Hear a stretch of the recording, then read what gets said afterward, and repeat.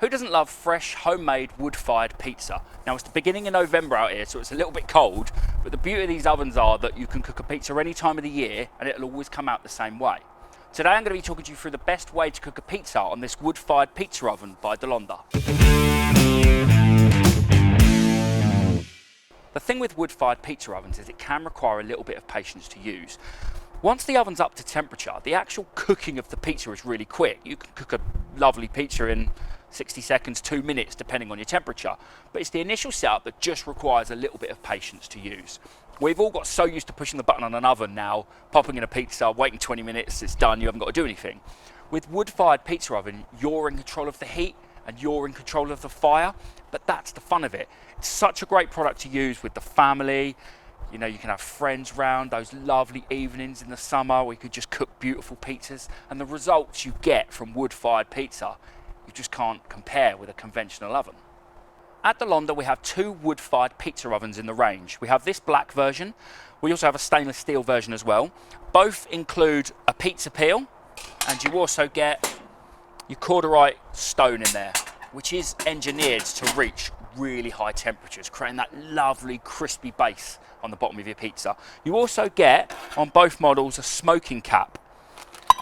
Take the chimney off, pop your smoking cap on, because you don't just have to cook pizza in these ovens. You can cook meat, fish, veg, you can cook whatever you want.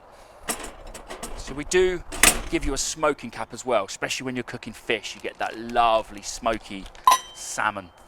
Gorgeous. Okay, so I think we're ready to start putting fuel in the oven and getting it heated up. A couple of things I will just mention to you first. At the bottom of at the front here, you've got a temperature gauge. Now what that's going to do is that's going to give you the air temperature of the inside of the pizza oven. The stone will be at a different temperature. You can use like a laser thermometer to test the temperature of your stone, because it won't match the air temperature. The air temperature is almost what the top of your pizza is going to cook, because obviously the air at the top and the stone is going to be what's cooking your base, and you want the stone really nice and hot. Also, this temperature will adjust. Obviously, if you put fuel in there and there's a big fire going at the back and you want to give it a quick check, obviously your temperature is going to go down because you pulled the front off. The main thing is you're getting heat into that stone, and that's what's going to give you a lovely crispy textured base on the bottom of your pizza. Right, so let's get the pizza oven heated up. What I'm going to use for the fuel, I've got wood pellets, which burn really, really well, and I'm also using a wood kindling. This will take charcoal as well, so you could choose what you use. Today I'm going to use wood kindling and pellets. So first thing I'll do is take the fuel box out the back of the unit. Now, one thing to remember with the fuel box is not to overfill it. Don't go cramming loads of wood in there, charcoal, pellets, because one, you've got to slide it back into the oven, and two, you don't want to just overfill it because you need airflow in there. So don't go over 95%. You've also got vents at the back, and a good tip to remember is if you've got a breezy day like it is today, face your pizza oven, or face the back of the pizza oven towards the wind. So the wind's coming through the back, through these vents, and you're going to get a nice airflow. So I'm going to put a couple of fire starters in here, just to get it going initially. I'm also going to add a good handful of pellets in there too.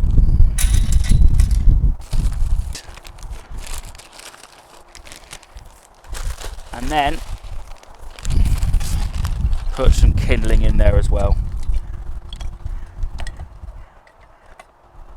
So that's probably fine.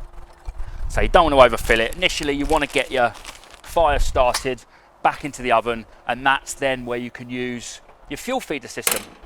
Instead of constantly pulling out your fuel box and adding fuel and burning your hands, we've got this fuel feeder system where you open it up and you're pouring fuel down there. Again, don't go, you think your temperature's going down, you think, oh no, I need to get it up, my pizza's in there, and you're shoving loads of pellets and wood down there. You're only going to suffocate the fire and it's not going to heat up.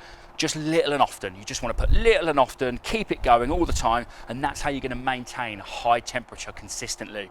I think we get a few people mention that I can't keep my temperature up, it goes down and up and it fluctuates. It's probably because you're just smashing loads of fuel in temperature's going down because you've suffocated it, and then when it does ignite, it goes absolutely crazy, so you get a really inconsistent temperature. So it's just putting in there little and often, it's just going to maintain that lovely consistent level.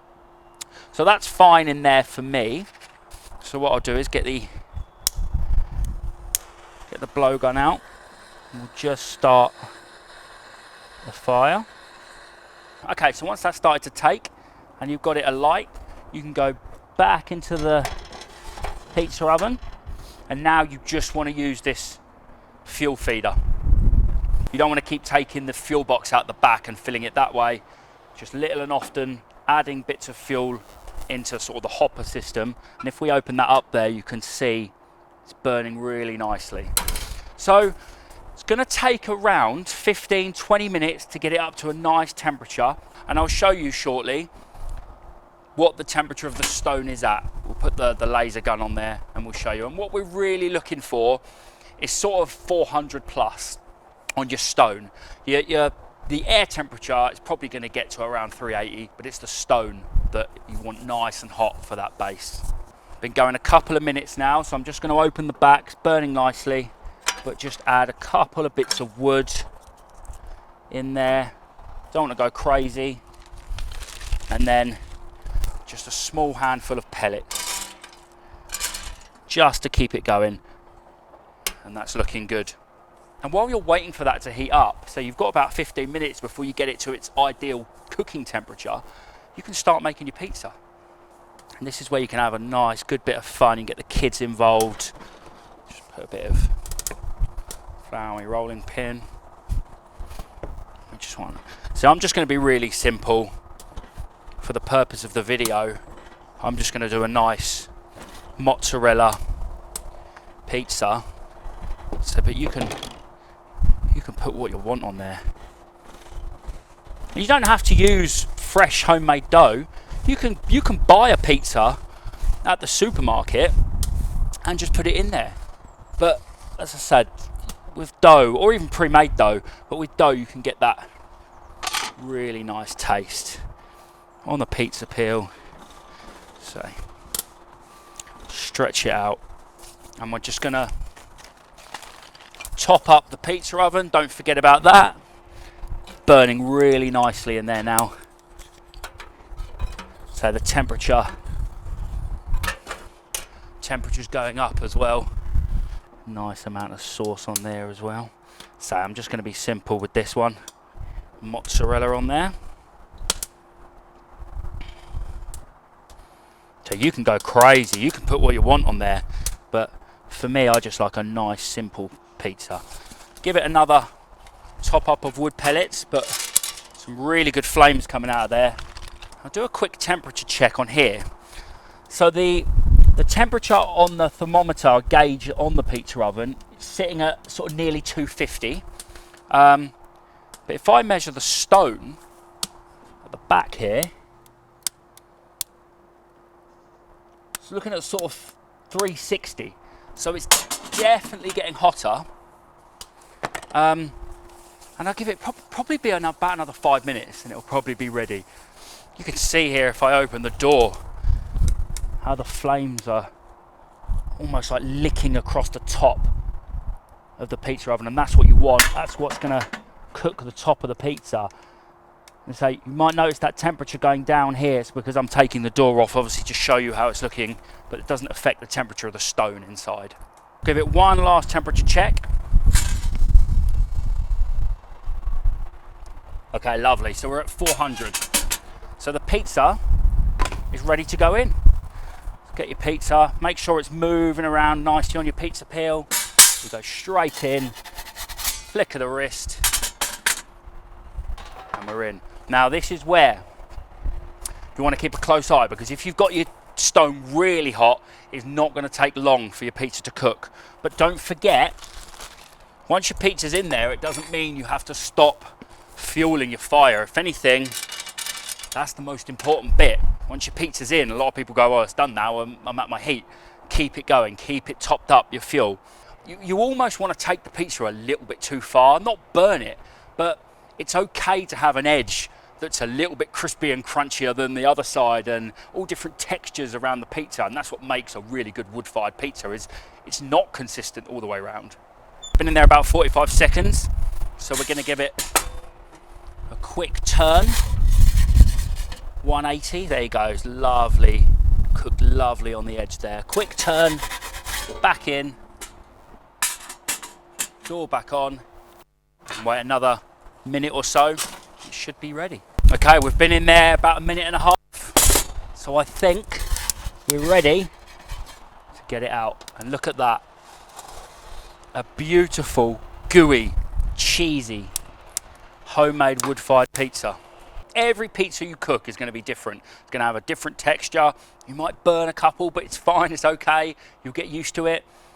You can go really thin and crispy. It'll cook really quickly, so you've got to keep an eye on it. Or you can go a little bit thicker, and it'll just take a little bit longer. But that's pretty much it. Things to remember is don't overfill your fuel box, because you need the airflow to it.